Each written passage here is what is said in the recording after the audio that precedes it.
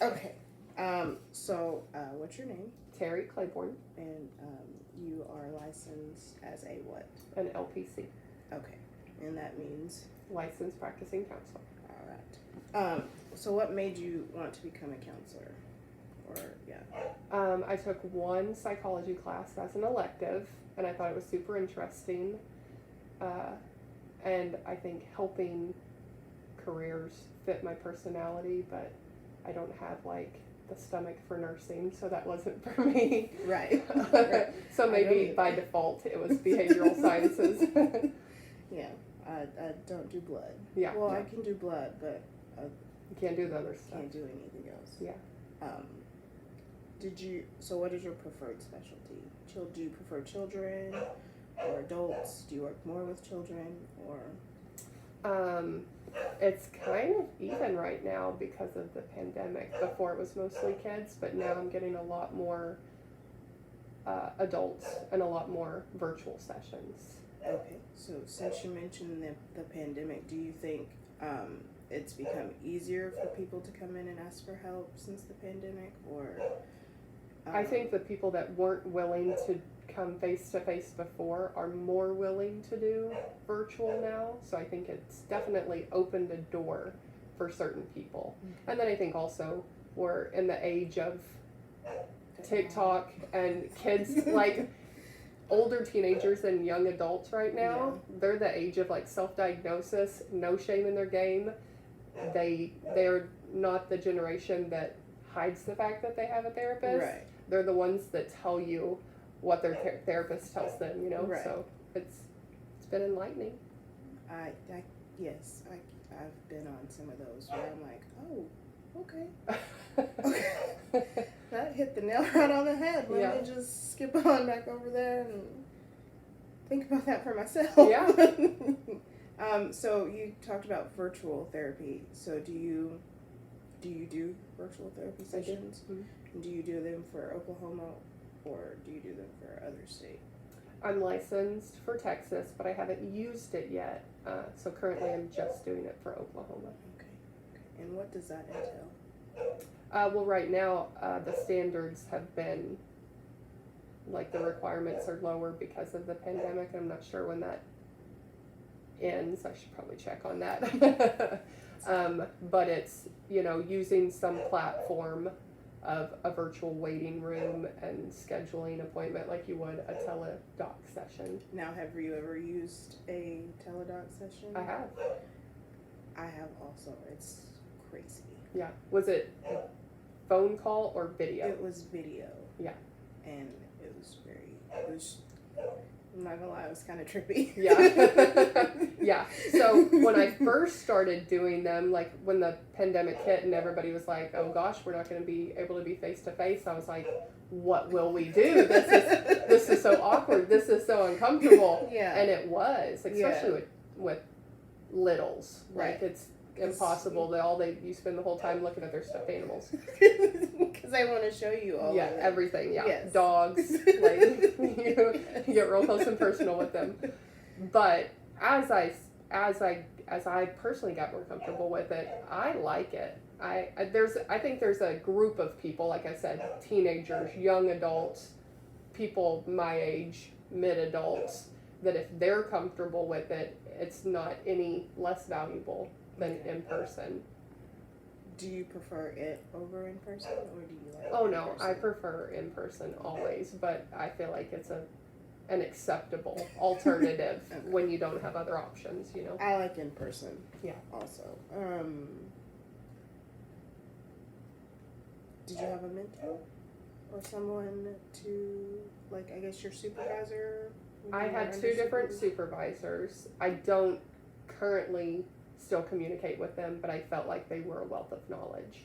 Right now I just have, not mentors, but colleagues that I use, to bounce ideas and am I doing this right off of very regularly. Okay, alright, that's cool. And what are some things that you do to maintain a work-home balance so that you're not just, when you get home, you're not sitting in a corner somewhere thinking about what everybody has told you throughout the day, and I guess what I'm asking is like how you decompress after. Sure. For me, that was very difficult to learn in the beginning. It took me a while. And currently, I feel like I do it on my drive home. Like I could be doing a million things on my commute home, but instead, I'm thinking and releasing and compartmentalizing is pretty much the whole 35 minutes home. That way, when I get home, I'm available to my kids, Yeah. Otherwise, when I didn't have a commute, I'd have to go home and hide in my bedroom. Y'all give me a minute. So it's definitely a learned process. Okay. And then setting boundaries.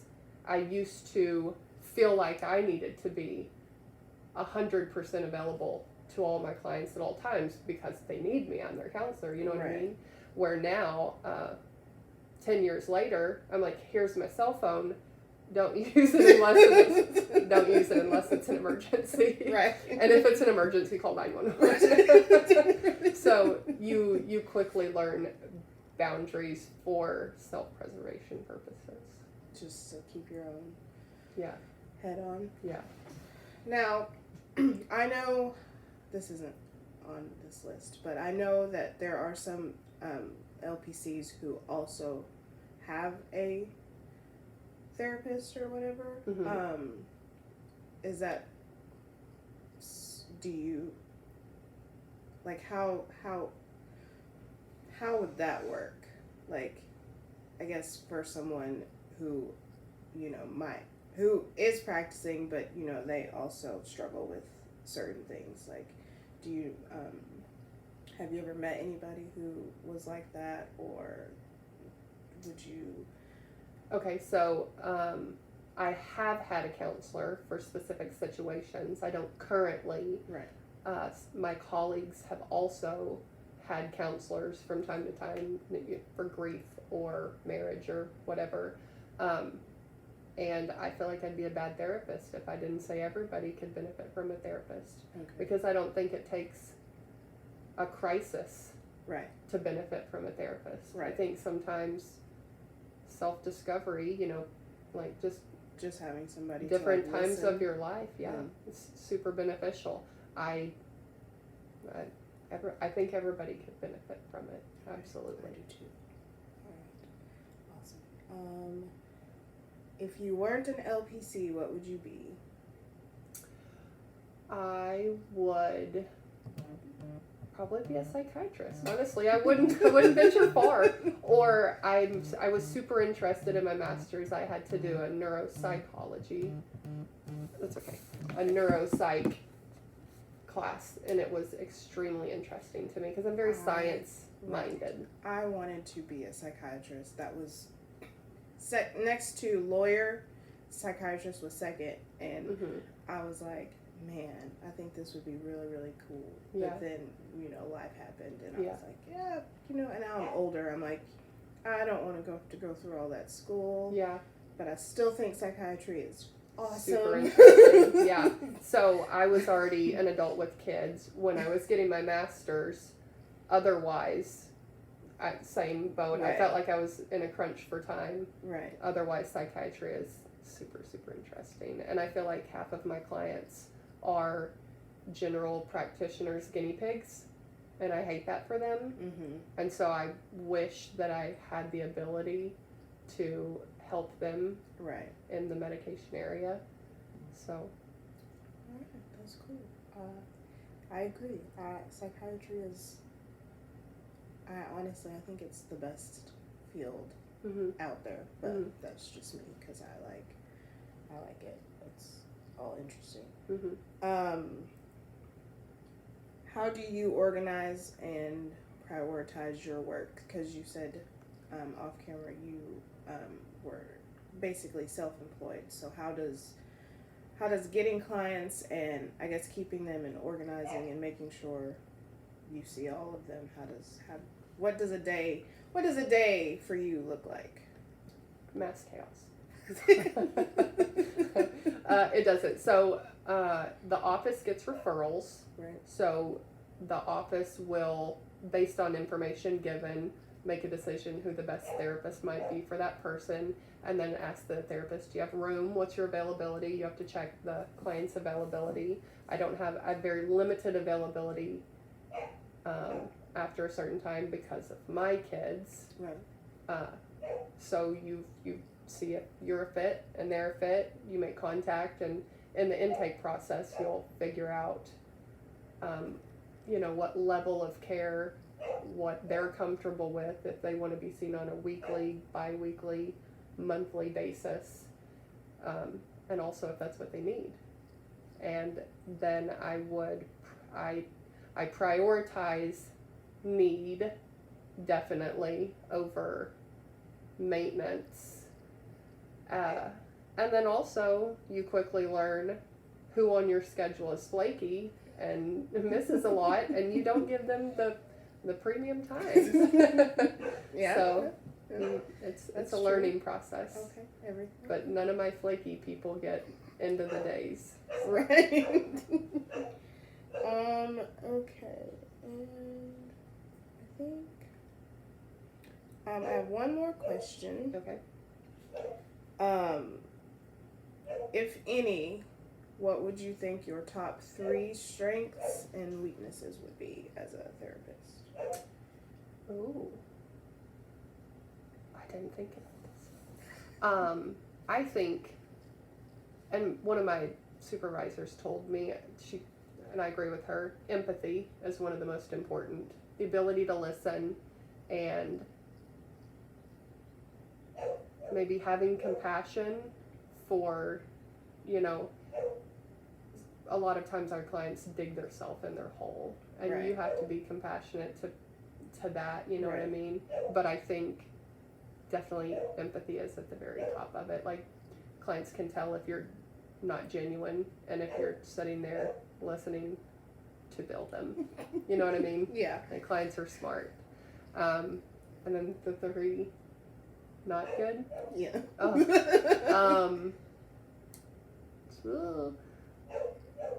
Sometimes I have a hard time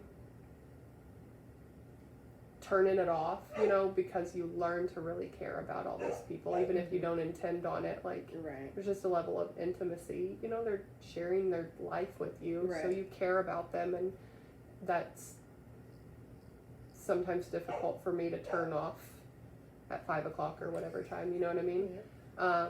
Okay, Susie, thank you. Yeah. I won't worry about you again until Tuesday at 3. Yeah. So that's hard to do.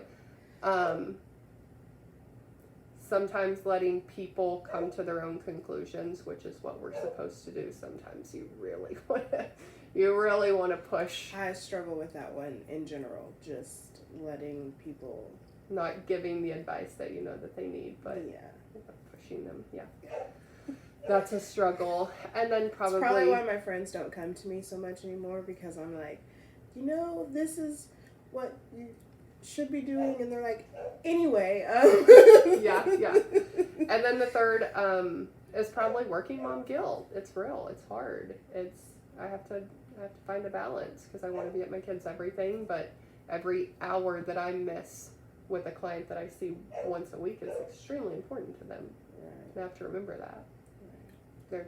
It's valuable time. I definitely believe that is real, and I'm not even working yet, but And you're feeling it. I feel it, because like my daughter, she has softball and karate, and he's getting ready to be a wild boy at daycare or whatever, and she already notices when her dad misses. Yeah. And so like I don't want Right. there to be the issue where both of her parents miss something. So Right. I'm definitely struggling with that already. So not looking forward to that, but I am, I am looking forward to getting out there back into the workforce, doing something that I actually enjoy and want to do. And I like to tell myself that this benefits my kids because they see me enjoy my job. Right. And they see that it can be done, you know what I mean? And that's what I try. And my husband, he's finally at a place in his job where he, enjoys it. And that's why I was like, I don't want to just work to Mhm. work. Mhm. Like, Work till you die. I want to work and like actually be like, yeah, you know what? I get to do this today, and it's gonna be good because it's something that I think I'm good at. Yeah. And I would really enjoy, and I like helping people, Yeah. even though they don't want my help. I like helping it. I like helping people until they and then they're like, oh, you know what? She really did help me and stuff. And so I'm really excited. Yeah, I'm excited for you. Thank you. Because it is a very rewarding job.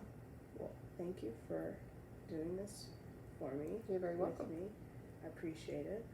And yeah, that's it. Okay. Thank you. Uh-huh.